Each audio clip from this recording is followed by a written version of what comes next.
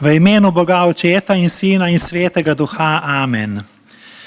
Naša cerkvena družina se rada vsako nedeljo zbere na bogoslužju. Naj izrazim svoje veselje ob videnju znanih obrazov in izrečem dobrodošlico vsem, ki ste se nam prvič pridružili ali pa nas spremljate s pomočjo sodobne tehnologije. Vaša predanost, srčnost in prisotnost nas bogatijo. Srčni utrip cerkve smo ljudje. Prisluhnimo obvestilom. Jutri v ponedeljek ob 19. uri je v cerkvi molitveno srečanje z branjem psalmov. V sredo ob 19. uri vabljeni na predavanje z diskusijo na temo: Če te kdo udari po desnem licu, mu nastavi še levo. V nedeljo ob 10. uri spet toplo vabljeni na nedeljsko bogoslužje. V nedeljo 1. decembra, to je prva adventna nedelja, bo predpraznična skupščina cerkvene občine. Včeraj je bilo lepo in dobro obiskano izdelovanje izdelkov za dobrodelni koncert z božičnim bazarjem, ki bo v nedeljo 8. decembra ob 18. uri tukaj v cerkvi. Sodelovali so torej včeraj veroučni otroci, veroučitelji, starši, verniki in zunanji sodelavci. Dobrodelni koncert organizira zavod Glasbena šola Lipičnik, sponzorira pa ga Mestna občina Novo mesto. Med ostalim bo nastopil tudi mešani pevski zbor Sola Gratia iz naše cerkve. Zbrani izkupiček bo tako kot lani izročen direktno sirotišnici Kasa v Ugandi. Zbrane na koncertu bo nagovorila tudi zdravnica, doktorica Alenka Strdin-Košir, ki sirotišnico redno, dobrodelno v Ugandi tudi obiskuje, živi pa sicer v Mariboru. Današnje biblično vodilo je iz 2. pisma Korinčanom in pravi: Vsi se bomo morali prikazati pred Kristusovim sodnim stolom. To nam da misliti. Da nam misliti predvsem zato, ker vemo, da bomo sojeni po ljubezni, po delih ljubezni. Obstaja jezik, ki se ga ne učijo v nobeni šoli in ga ne govori nobena ustanova. Ta jezik govorimo samo v cerkvi. Tu govorimo o Božji ljubezni. Ne o kazni, ne o strahu, ne o nestrpnosti, ne o nasilju. Govorimo jezik upanja. Zato prisluhnimo poeziji iz 126. psalma. Ko je Gospod obrnil usodo Siona, smo bili kakor tisti, ki sanjajo. Tedaj so bila naša usta polna smeha in naš jezik vriskanja. Tedaj so govorili med narodi: velike reči je Gospod storil zanje. Velike reči je Gospod storil za nas. Bili smo veseli. Tisti, ki sejejo solzami, žanjejo z vriskanjem. Odhaja z jokom, ko nosi seme za setev, prihaja z vriskanjem, ko nosi svoje snope. Vabim k priznanju svojih grehov. Tebe iskati, o Bog, z vsem svojim srcem hočemo tudi mi. To, da ti veš, kako malo časa si med tednom vzamemo zate. Iščemo predvsem svojo prednost, pravico, zadovoljstvo in lastno ugodnost, pozabljamo pa nate in na svoje bližnje. Gospod, prosimo te za tvojo pomoč. Milostno nam odpusti naše zamujene priložnosti, zablode, stranpoti in pregrehe. Pomagaj nam, da se ne oddaljimo od tebe, ampak nas utrdi v svoji besedi in zaupanju vate. Amen. Besede milosti in slavospeva so iz knjige preroka Izaija. Videl sem tvoje poti, ozdravil te bom in vodil, pomiril in potolažil bom tebe in tvoje žalujoče. Slava Bogu na višavah in na zemlji mir ljudem, ki so mu po volji. V nadaljevanju bomo zapeli himno Bog velik si, in sicer 1., 3. in 4. kitico.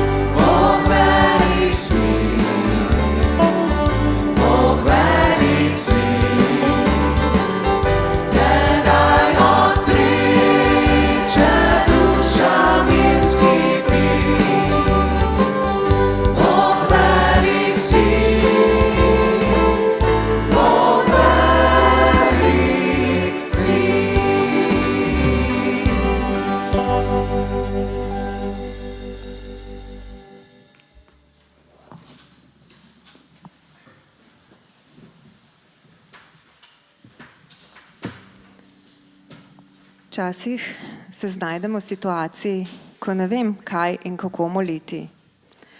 Pa čeprav večkrat slišimo našega pastorja reči, da za Boga nobena molitev ni prekratka. Res je morda včasih dovolj le vzdih duše ali samo, da izgovorimo besedo Jezus, ampak jaz se s tem ne morem vedno zadovoljiti. In če še vedno ne vem, kaj bi Bogu povedala, se izrazim s pesmijo. K sreči je v našem svetem pismu velik del namenjen prav psalmom in prisluhnimo današnjemu berilu iz psalma 90, ki govori o človekovi minljivosti. Molitev Mojzesa, moža Božjega. Gospod, ti si nam bil pribežališče od roda do roda. Preden so se rodile gore in sta se oblikovala zemlja in svet, si ti od vekov na veke, o Bog. Smrtnike zavračaš v prah in govoriš: povrnite se, o človeški otroci. V tvojih očeh je 1000 let, ko včerajšnji dan, ki je minil, ali kakor nočna straža. Ti jih razpršiš, so kot jutranji sen, kot zeleneča rastlina. Zjutraj cvete in zeleni, zvečer se pokosi in usahne. V nadaljevanju pisec še pravi: uči nas šteti naše dni, da pridemo k srčni modrosti. Obrni se, Gospod, doklej, bodi usmiljen svojim hlapcem. Hitro nas nasiti svojim usmiljenjem, da se bomo radovali in veselili vse svoje dni. Razveseli nas za dni, v katerih si nas tepel, za leta, v katerih smo gledali hudo. Tvoje delo naj se pokaže tvojim hlapcem in tvoje veličastvo njih otrokom. Dobrotljivost Gospoda našega Boga naj bo nad nami in delo naših rok nam podpiraj, da, delo naših rok podpiraj. Dragi zbrani, tudi mi se lahko pridružimo Mojzesovim besedam. Prvi del psalma nas res opominja na našo minljivost, hkrati pa govori o Bogu, ki je večen. Naš Bog je naša skala, naše pribežališče, a usmiljen in dobrotljiv in nas uči, kako modro živeti in kako se radovati in veseliti vse svoje dni. Kristjani imamo še poseben razlog za veselje. Imamo nekoga, ki nas razume, ki nam lajša naša bremena in ki nas ljubi prav take, kot smo. Imamo Jezusa, ki nas je odkupil in s tem plačal vstopnico v nebesa, kjer bomo tudi mi večno živeli. Imamo pa tudi drug drugega. Ozrimo se okoli. Nismo sami. In zato lahko skupaj zapojemo naslednje pesmi. Skupaj pridimo pred našega Gospoda in mu dajmo vso slavo ter čast, ki mu prihaja. In kdor more, naj ostane in zapojmo, hkrati pa, ko pojemo, razmišljajmo o tem, kaj pravijo naša besedila.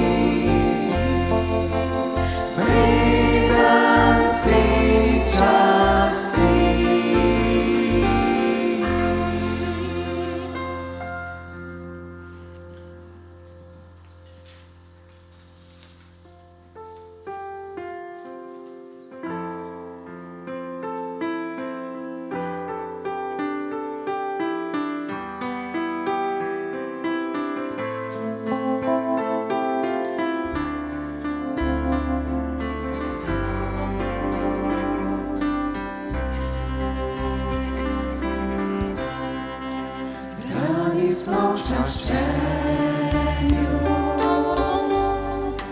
pisem srca ni, da ti želimo najboljše, kar je v nas. Naj bo to ljubezen iz globin srca, vse zdaj v nas ti vzklika. Aba, Oče, pomagaj nam ljubiti Tebe, sveti Bog, z bitjem sem izraziti, ljubim Te, Gospod. Zbrani smo v čaščenju, pisem src doni, da ti želimo najboljše, kar je v nas. Naj bo to ljubezen iz globin srca, vse zdaj v nas ti vzklika. Aba, Oče, pomagaj nam ljubiti Tebe, sveti Bog, z bitjem sem izraziti, ljubim Te, Gospod. Pomagaj nam ljubiti Tebe, sveti Bog, z bitjem sem izraziti, ljubim Te, Gospod.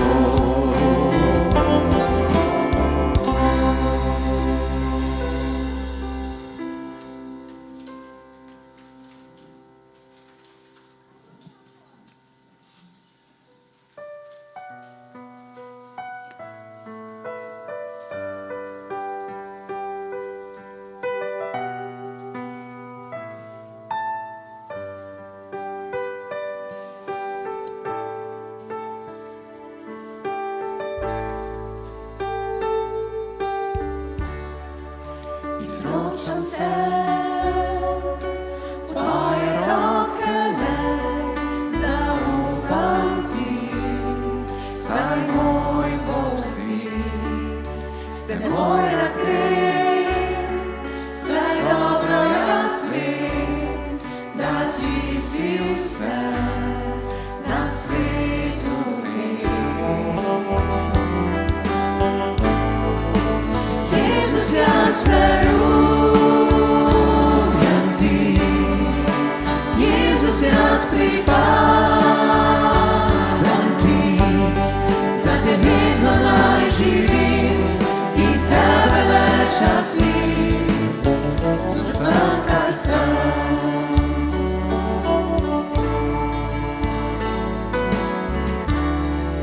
Mi kaži pot, prosim Te, Gospod, naj se povsod s Teboj grem to. Obljubil si, da vedno boš Ti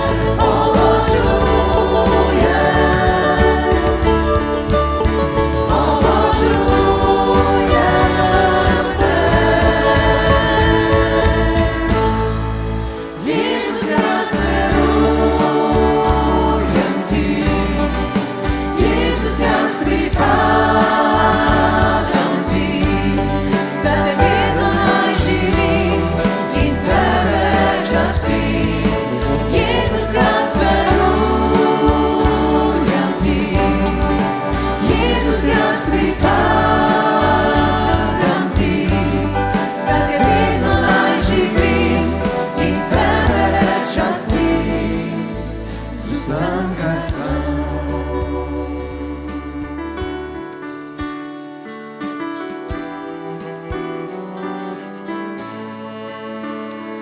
Dobri oče, hvala ti. Po tebi moje srce hrepeni. Praznino v meni napolniš mi, radost in veselje daješ mi. Te z brati, sestrami častim, s pesmimi, hvalnicami slavim. Po tvoji bližini hrepenim in vso večnost biti s tabo si želim.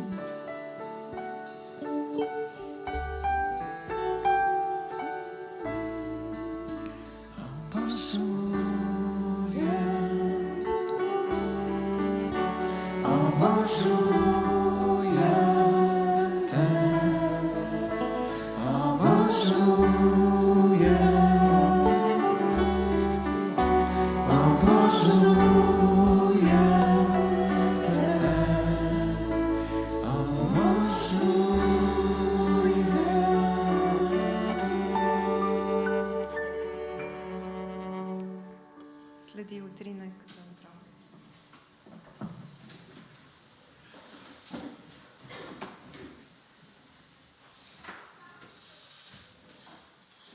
Sledi utrinek za otroke, pridite otroci, od zgoraj, spodaj.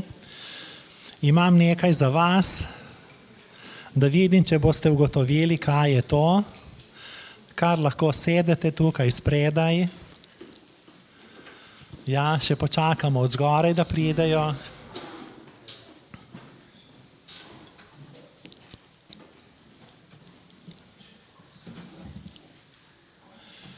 Še kakšnega večjega otroka, pogumnega.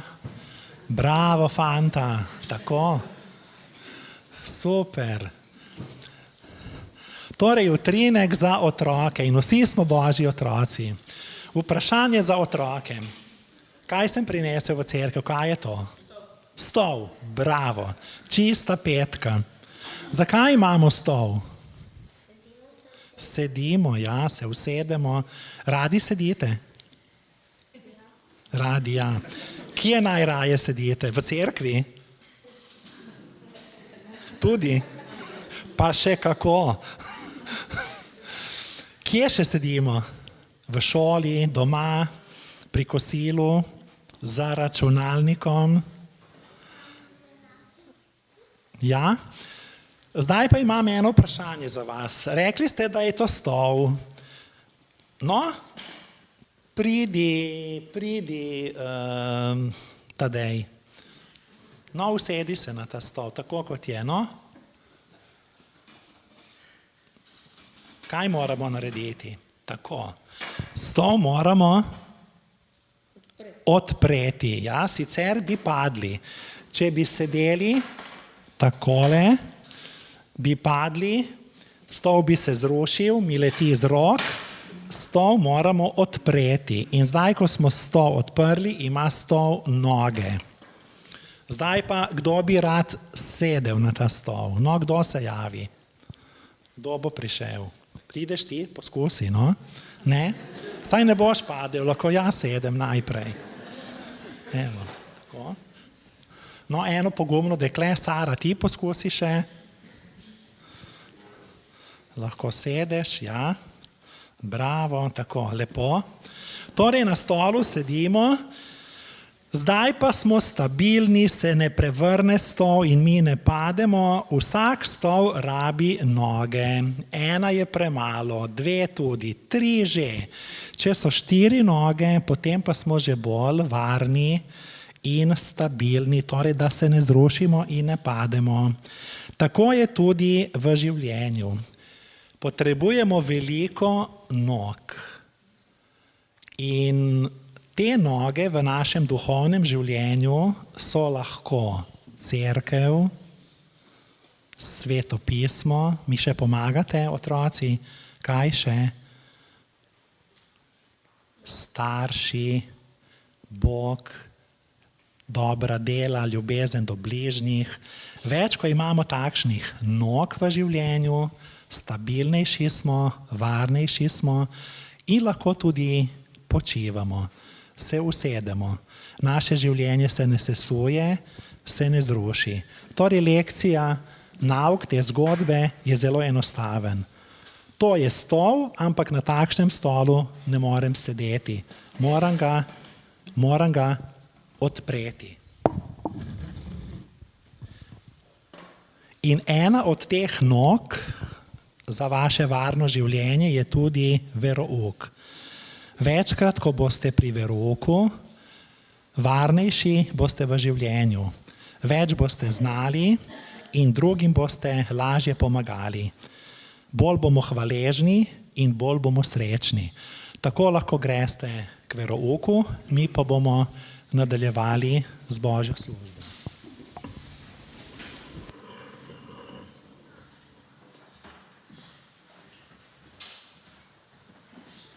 Pred Božjo besedo bomo pobrali še kolekto in sicer s pesmijo, ki pravi: Luč mojim nogam, o Gospod, beseda tvoja je.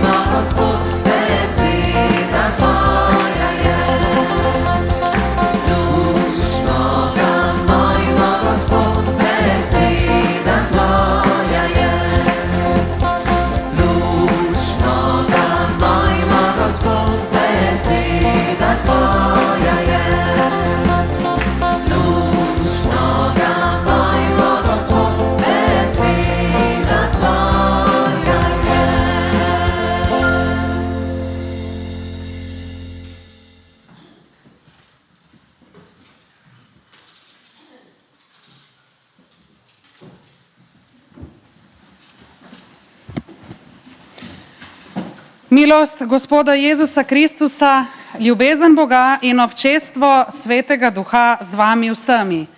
Amen. Drage sestre, dragi bratje, dovolite mi, da današnjo pridigo in razmišljanje začnem zelo preprosto zgodbo. Predstavljajte si, da ste zboleli. V zadnjem času ste se počutili prazno, bili ste žalostni, brez prave volje. Izgubili ste tisti pravi življenjski elan. Zdelo se vam je, da ste osamljeni. Komaj da ste zjutraj vstali in svoje utrujeno telo premikali skozi življenje. Seveda ste se odločili, da obiščete zdravnika. Le-ta pa vam je povedal, da ste hudo bolni. Imate hudo bolezen, ki je oslabila vašega duha, ranila vašo dušo in vas vodi direktno v smrt, saj je neozdravljiva. Reče se ji zlomljenost. Dobite izvid, ki je zelo kratek. Na njem piše anamneza, dvopičje, slabo počutje, zlomljenost, uničenje. Prognoza, dvopičje, smrt. Diagnoza, dvopičje, greh. To vas seveda preseneti, ker še nikoli niste slišali za to bolezen. Potem pa na koncu piše še terapija oziroma zdravljenje dvopičje.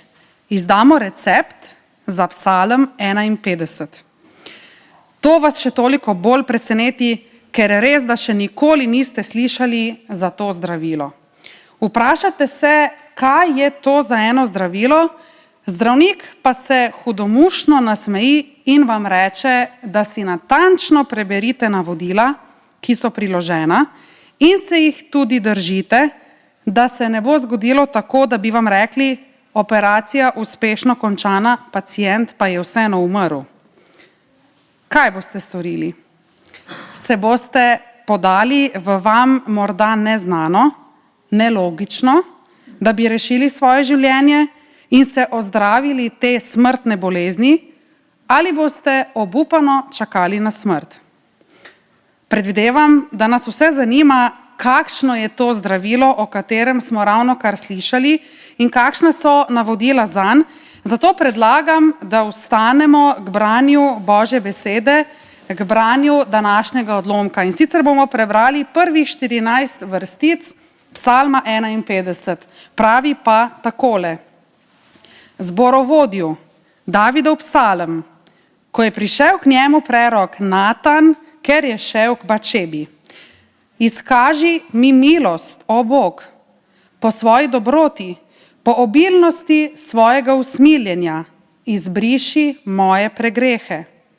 Popolnoma me operi moje krivde, mojega greha me očisti. Zakaj svoje pregrehe priznavam? Moj greh je vedno pred mano. Zoper tebe, tebe samega sem grešil, hudobijo v tvojih očeh sem storil, da se izkažeš pravičnega, kadar govoriš, neoporečnega, kadar sodiš. Glej, v krivdi sem bil rojen, v grehu me je spočela moja mati. Glej, veseliš se zvestobe v notranjosti, v skrivnostih mi daješ spoznanje modrosti. Očisti me greha s hizopom, da postanem čist. Operi me, da postanem bel bolj kot sneg. Daj, da bom slišal radost in veselje. Naj se radujejo kosti, ki si jih potrl. Skri svoje obličje pred mojimi grehi, vse moje krivde izbriši. Čisto srce, o Bog, mi ustvari. Stanovitnega duha obnovi v moji notranjosti. Ne poženi me izpred svojega obličja, svojega svetega duha ne vzemi od mene. Vrni mi veselje svojega odrešenja, z voljnim duhom me podpiraj. Amen. Izvolite sesti. Hvala Bogu za njegovo sveto in neminljivo besedo. Sedaj pa si poglejmo na osnovi prebranega 3 glavne korake pri zdravljenju zlomljenosti. Prvič, diagnoza je enako greh. V Psalmu 51, takoj na začetku, vidimo 3-stopenjski opis odtujitve in ločenosti med človekom in Bogom. V bistvu imamo opisane 3 glavne simptome te bolezni. V prvi vrstici je namreč zapisano, da psalmist prosi za izbris pregreh oziroma prestopkov. Kaj pa to je? Pregreha ali prestopek kot prvi omenjeni simptom v resnici pomeni nespoštovanje, lahko bi rekli neuboganje, zloraba zakona, dogovora, pravzaprav pomeni upor proti Bogu in upor proti človeku, proti bližnjemu. V drugi vrstici najdemo naprej drugi simptom, ki mu psalmist pravi krivda, ko prosi, popolnoma me operi moje krivde. Zagotovo je vsak od nas že občutil tisti močan občutek krivde, sramu, do katerega pride, ko se človek neustrezno obnaša in vede, ko ne spoštuje socialnih norm, socialnih dogovorov. Tretji simptom, ki je naveden, pa je seveda greh, za katerega psalmist prosi, da ga Bog očisti.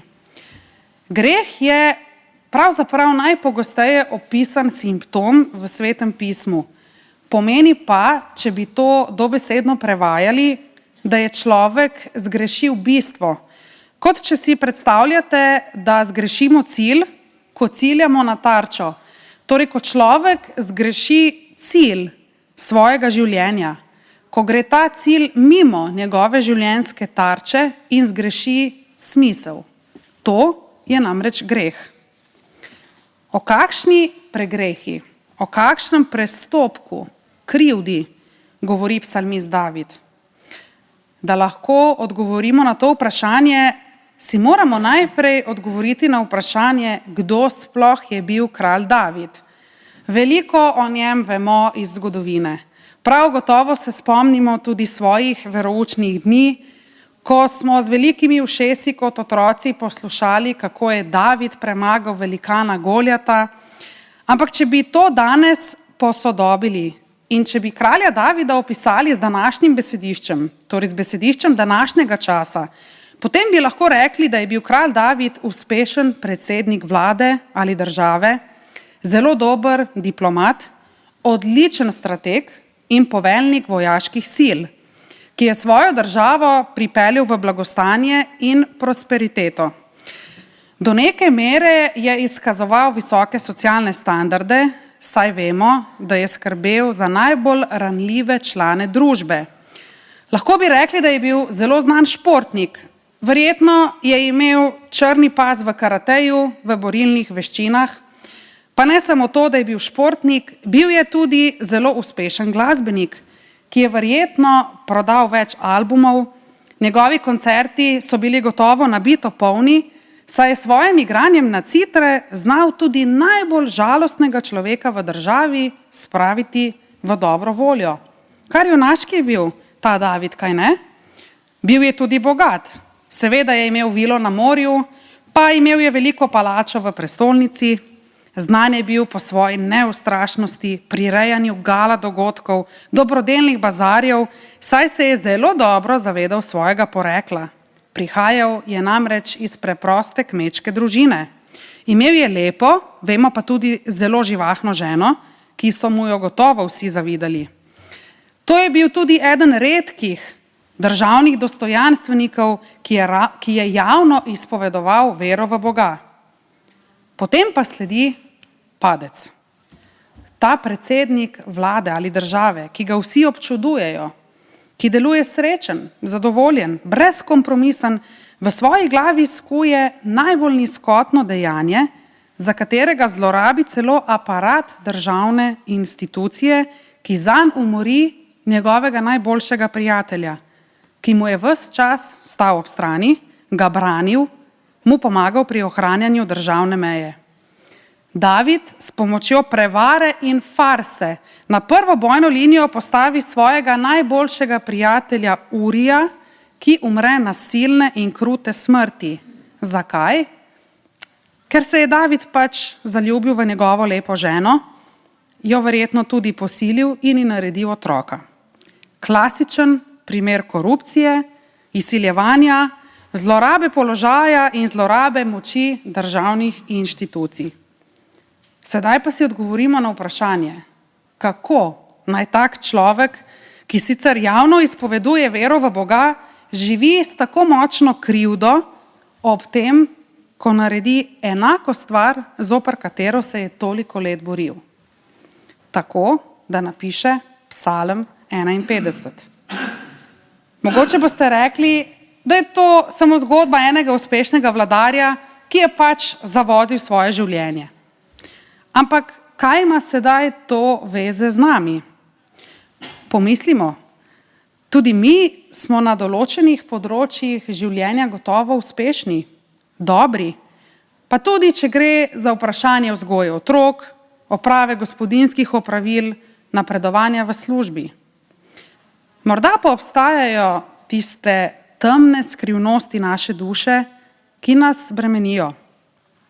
Izrečemo besede, ki ranijo naše bližnje in jih potem obžalujemo. Morda gre za odnose, ki smo jih skrhali in so ostali zlomljeni. Morda pa gre za notranje borbe, ki jih nismo izbojevali do konca.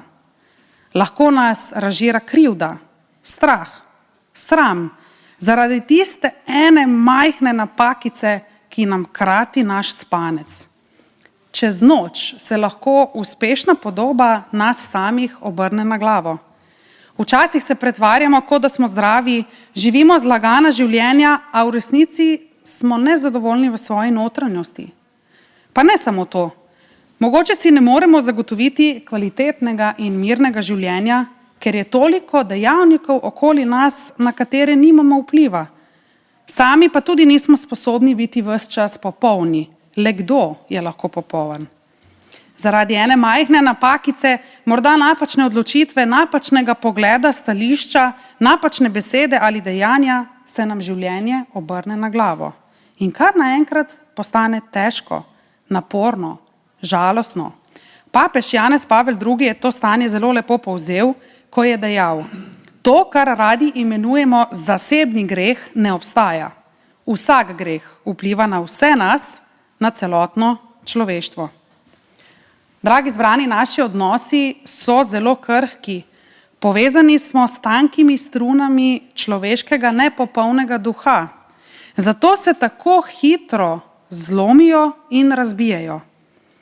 Ko je nekdo kriv, da se odnos uniči, je zelo, zelo težko pobrati koščke tega razbitega odnosa in ga sestaviti nazaj. Napačna dejanja in odločitve lahko povzročijo zevajoče rane v vsakem zdravem odnosu, tudi v tistem med Bogom in človekom. Človeštvo se že od svojega obstoja dalje trudi sestaviti te zlomljene koščke razbitih odnosov. In do tega zaključka je prišel tudi uspešen kralj David. Zato se pri navedbi vseh treh simptomov, ki smo jih prej navedli, pojavi tudi 3-stopenjska prošnja. Kaj pravi? Kot prvo pravi in je zapisana prošnja za izbris pregrehov in prestopkov. Dobesedno, če bi to prevajali iz hebrejskega jezika, to pomeni, da gre za izbris storjenega kaznivega dejanja. Izbris dolga, ki je ob tem nastal. Izbris, bi rekli danes, iz kazenske kartoteke. Gre za prošnjo, za pomilostitev. Kot drugo je zapisana prošnja, da se opere krivda.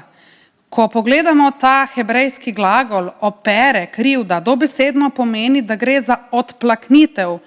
Kot morje, če si ga predstavljate, ki pride z močnim valom, prihrumi na obalo in pogoltne tiste ostre kamenčke in pesek, ki bode našo dušo. Gre za sliko pranja umazanega. Tako kot skušamo odstraniti črne madeže iz svojih oblačil. Zadnja prošnja pa pravi, da kralj David prosi, da se očisti njegov greh, kar pomeni, da gre za proces očiščevanja, ko so odstranjene vse posledice storjene krivde. Ko posameznik postane tako čist, da se lahko začne proces ponovnega združevanja. Ko posameznik izstopi iz tega zunanjega kroga in vstopi nazaj v socialno sredino, ko se posameznik vrne iz svojega lastnega izgnanstva.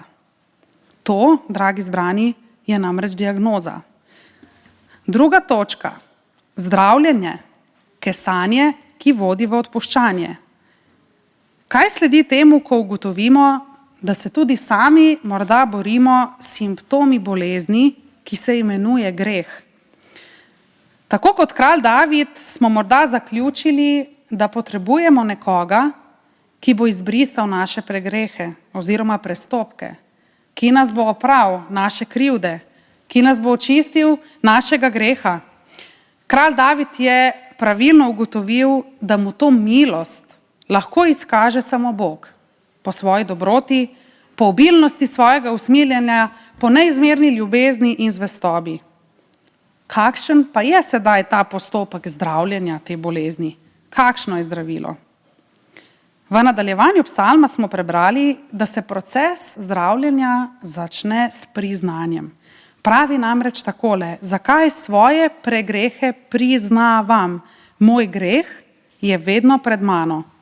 Zoper tebe samega sem grešil. Hudobijo v tvojih očeh sem storil, da se izkažeš pravičnega, kadar govoriš, neoporečnega, kadar sodiš. Težke besede, ki pa v sebi skrivajo najboljše zdravilo za bolezen, ki ji rečemo greh. V prebranem opisu gre za tako imenovano kesanje. Kaj je kesanje? Samo nek cerkveni pojem, nek žargon, ki ga uporabljamo v krščanstvu.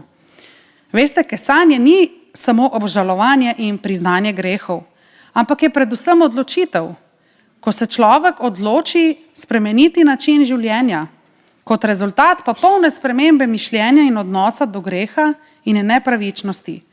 Nedolgo tega sem se spomnila besed Marka Twaina, ki je dejal, da je človek edino živo bitje, ki mora zardeti.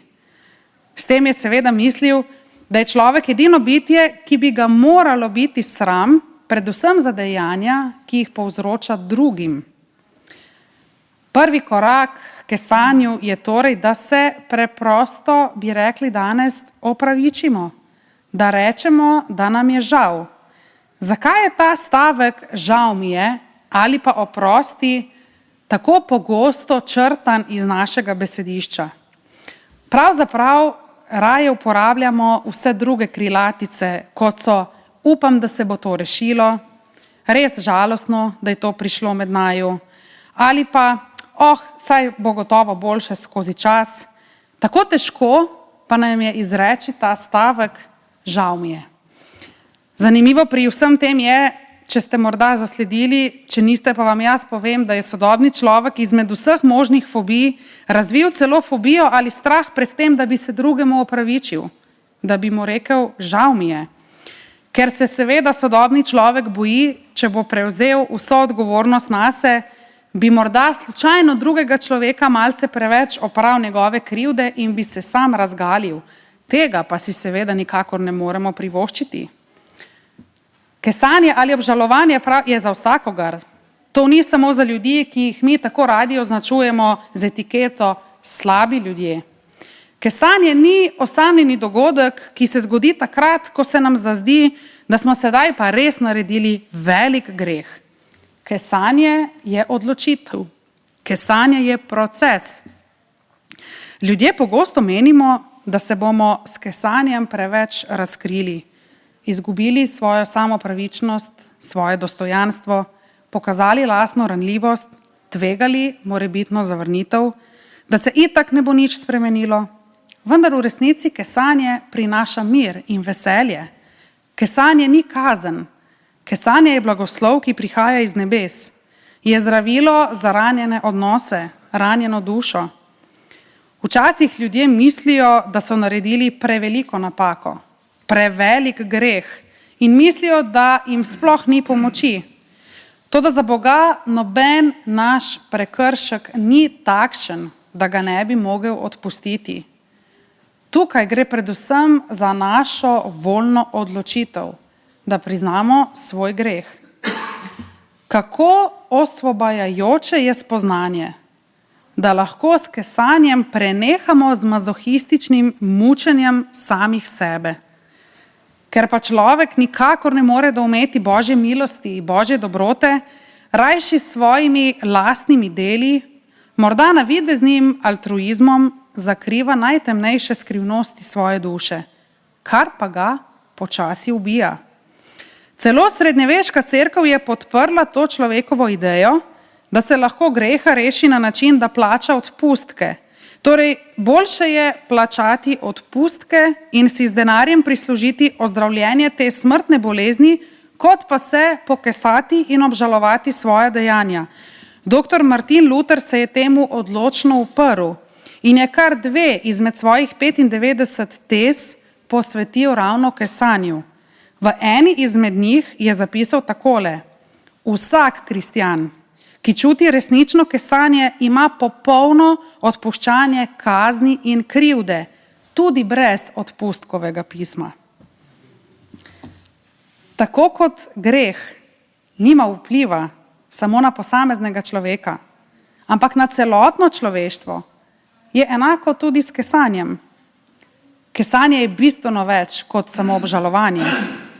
Obžalovanje pomeni, da se slabo počutimo, ko razmišljamo o svoji preteklosti.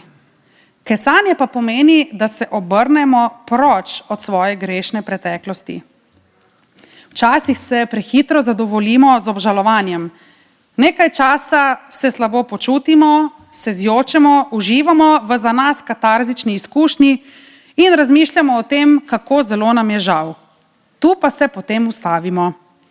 Kesanje pa nas spravlja v akcijo, nas mobilizira, usmerja v dejanja. Kesanje ne pomeni, da se valjamo v morju žalosti, krivde, sramu, strahu, da zaključimo svojim življenjem in se smilimo sami sebi.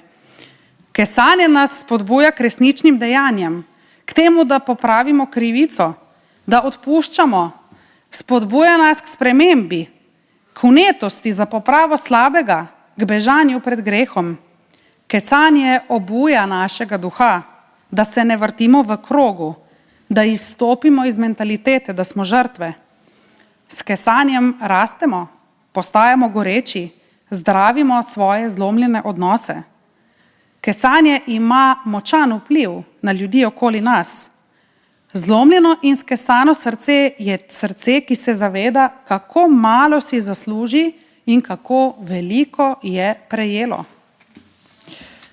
Če samo obžalujemo, to pomeni, da preziramo sami sebe in se mučimo z občutki krivde. Če se ne kesamo, to pomeni, da smo samozadovoljneži, narcisistično usmerjeni posamezniki. Kralj David pa se je naučil temeljne resnice.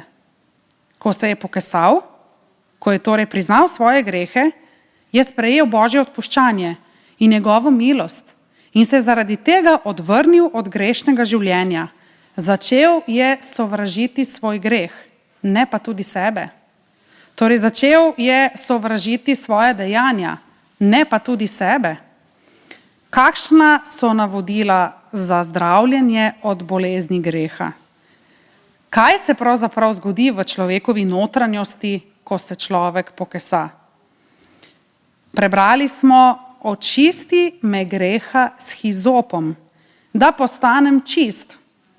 Operi me, da postanem bel bolj kot sneg. Kaj to pomeni? Kdo me lahko očisti greha s hizopom? In kaj v končni fazi sploh je hizop? V svetopisemski narativi se hizop uporablja vedno, ko gre za vprašanje očiščevanja od grehov. Recimo v 2. Mojzesovi knjigi, 12. poglavje, zagotovo se boste spomnili zgodbe, beremo o tem, ko Mojzes Izraelcem naroči, da naj zakoljejo paschalno jagnje in šop hizopa namočijo v jagnjetovo kri in potem premažejo podboje vrat, da bo šel Gospod mimo njih, torej da ne bo pustil, da bi umrli njihovi prvorojenci. Seveda gre za starozavezne slike, ampak to, kar je za nas pomembno, je, da razumemo, da se že tukaj uporablja hizop. Potem pa, če skočimo naprej, pridemo v Psalm 51, kjer je spet omenjena ta rastlina, to je namreč rastlina. Potem pa skočimo še v Novo zavezo, kjer v Janezovem evangeliju v 19. poglavju beremo o Jezusovem križanju, kako je bilo, ko je bil Jezus na križu žejen in so mu v kis namočeno gobo nataknili na hizop in mu jo podali k ustnicam. In ko je Jezus vzel ta kis, podan s hizopom, je rekel: izpolnjeno je, in je umrl.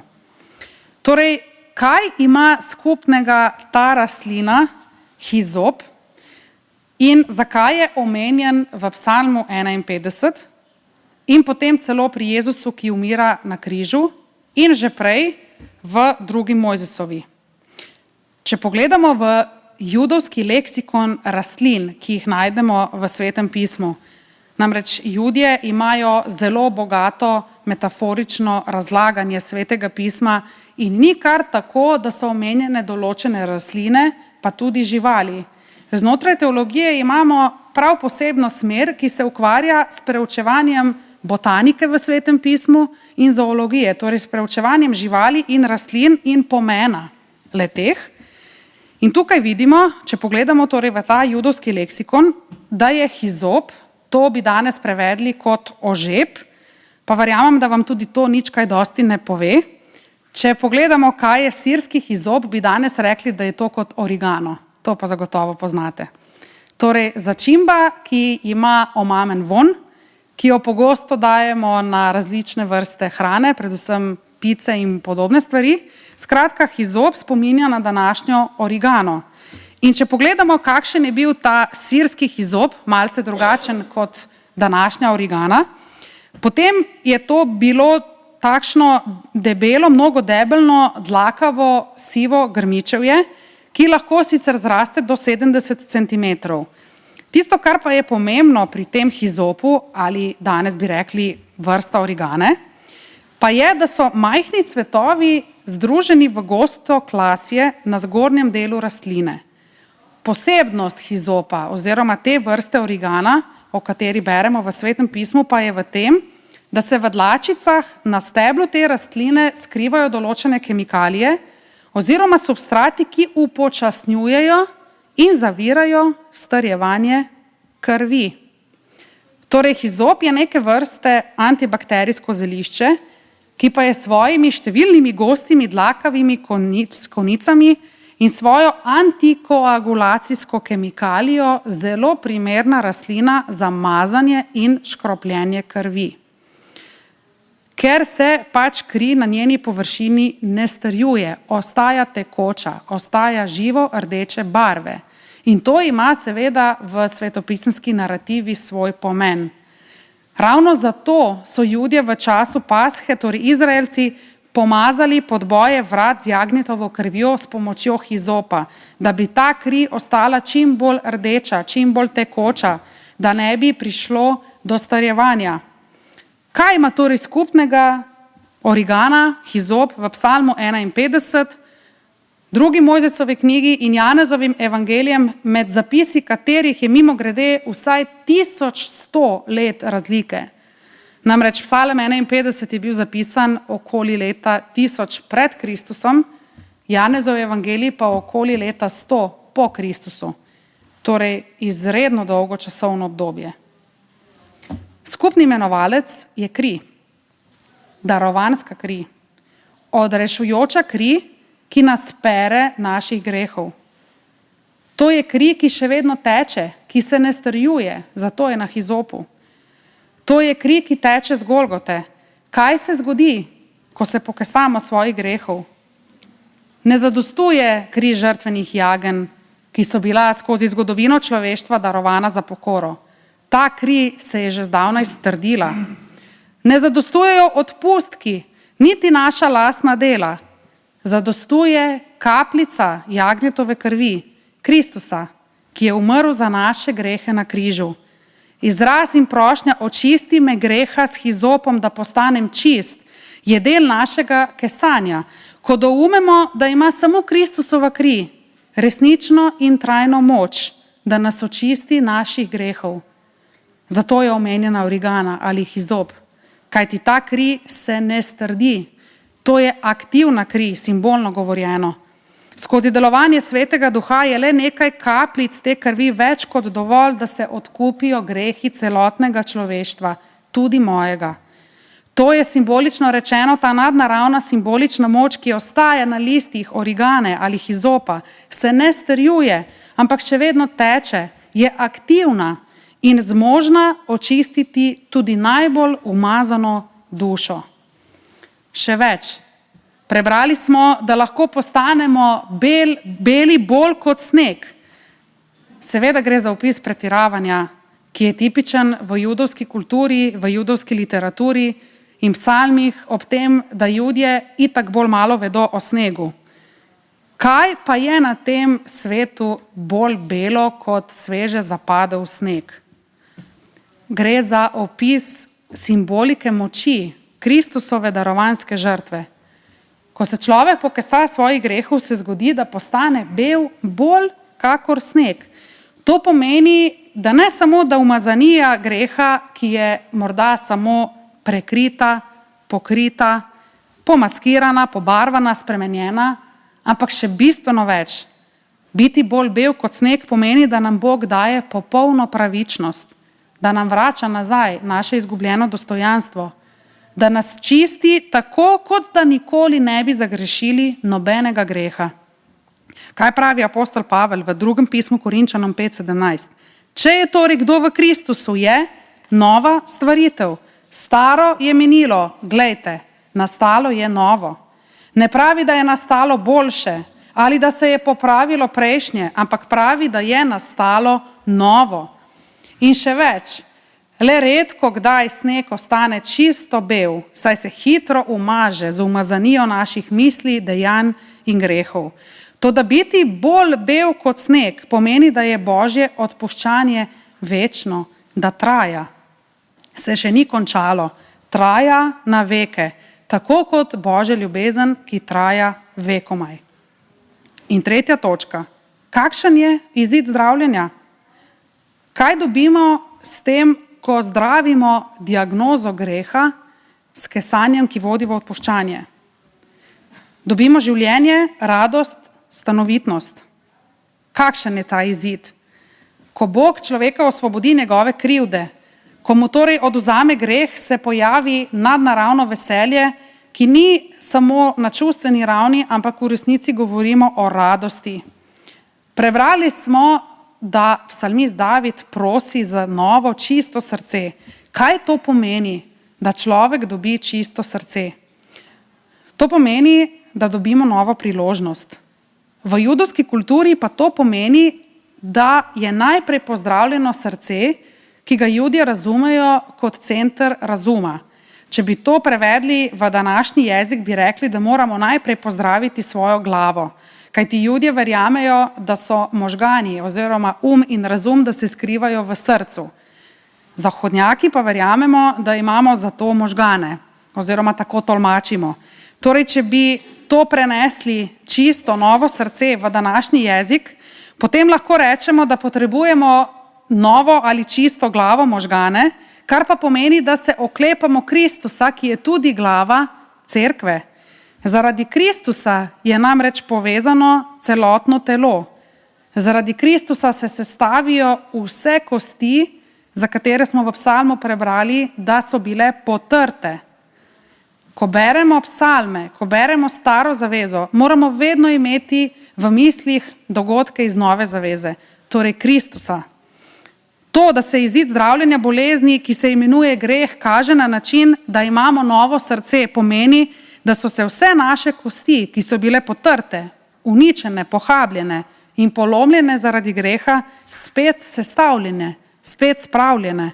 Ustvarjeno novo srce pomeni tudi to, da so naša nova ramena pripravljena nositi bremena drug drugega.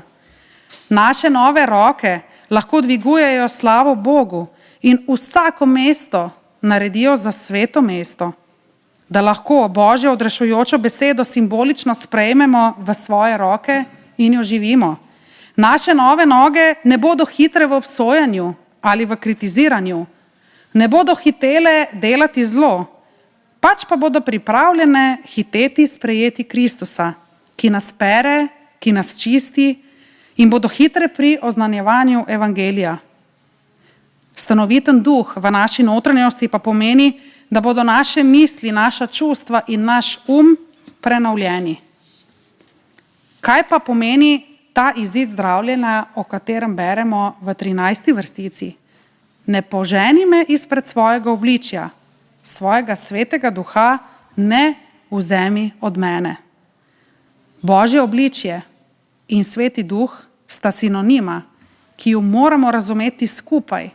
Gre za sinonim za skupnost. Po svetem duhu so se v procesu ustvarjenja umirile kaotične vode in je bil v ta svet vnesen red, ki je prinesel mir. To, da nam sveti duh ni odvzet, drage sestre in dragi bratje, pomeni, da nam cerkev, torej kraj srečanja z Bogom in z bližnjim, ni odvzeta. Po tem svetem duhu tolažniku je bila namreč ustanovljena cerkev kot skala, ki je peklenska vrata ne morejo zrušiti. Brati moramo v kontekstu. Najprej je omenjeno, da nas Bog ne bo pognal izpred svojega obličja in potem pravi, da nam ne bo odvzel svetega duha. Če se vrnemo na začetek svetega pisma, tam beremo zgodbo o Adamu in Evi, ki sta zgrešila. In potem pravi, da jih je Gospod Bog odpravil iz Edenskega vrta, odpravil iz svojega obličja, da jo je izgnal, postavil kerube in meč na vhod vrta. Torej gre za simboliko. To je slika izgube odnosa, izgnanstva iz odnosa, izgnanstva iz skupnosti. Danes bi rekli iz cerkve. Tu pa smo prebrali v Psalmu 51, da nas Bog ne bo pognal izpred svojega obličja in da nam ne bo oduzel Svetega Duha. Torej nam ne bo oduzel bratstva, sestrstva, skupnosti. Ne bo nam oduzel odnosa z njim in odnosa drug z drugim. Ne bo nas pustil samih, ampak nam bo poslal to lažnika, Svetega Duha, ki bo izgrajeval cerkev.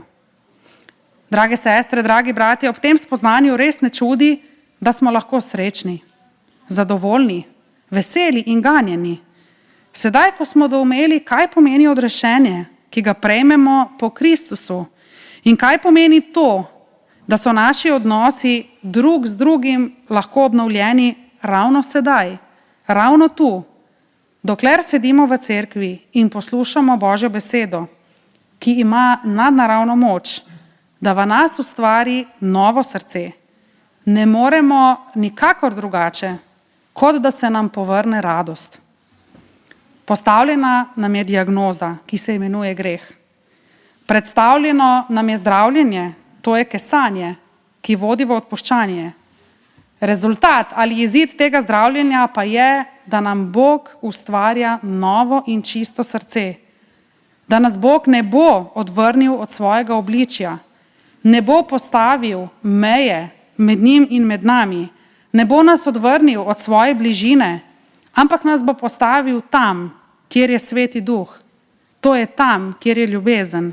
Torej nas bo Bog postavil med drugega, med brate in sestre, ravno tu, ravno v cerkev. Zato se ozrimo okoli, kajti to, da Bog ne bo odvzel Svetega Duha od nas in da nas ne bo izgnal iz svojega obličja, pomeni, da nismo sami. Vsi grešimo, vsi imamo svoje prestopke, svoje grehe. In ko se oziramo drug po drugem, ugotovimo, da imamo to skupno lastnost. In to skupno lastnost lahko skupaj premagamo. In ob tem, dragi zbrani, ne moremo ostati ravnodušni, saj je radost odrešenja vedno vezana tudi na radost, ki jo delimo drug z drugim. Amen. In mir Božji, dragi zbrani, ki presega ves razum ljudski, naj varuje naša srca in naše misli v Jezusu Kristusu, našem Gospodu. Amen. In za zaključek tega bogoslužja, te Božje službe, predlagam, da zapojemo pesem, ki je pravzaprav citat Psalma 51. Ustvari čisto mi srce.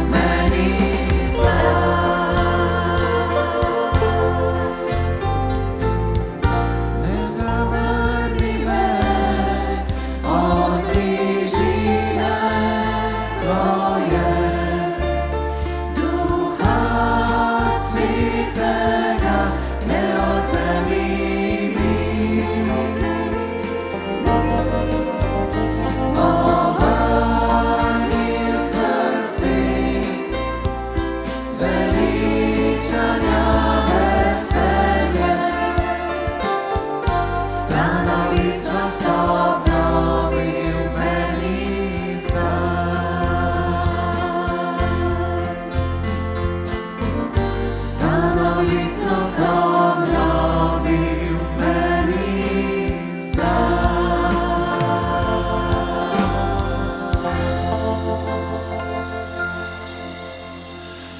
Gospod naj te blagoslovi in te varuje. Gospod naj da sijati svoje obličje na tabo in naj ti bo milostljiv. Gospod naj dvigne svoje obličje na te in ti podeli mir. Amen.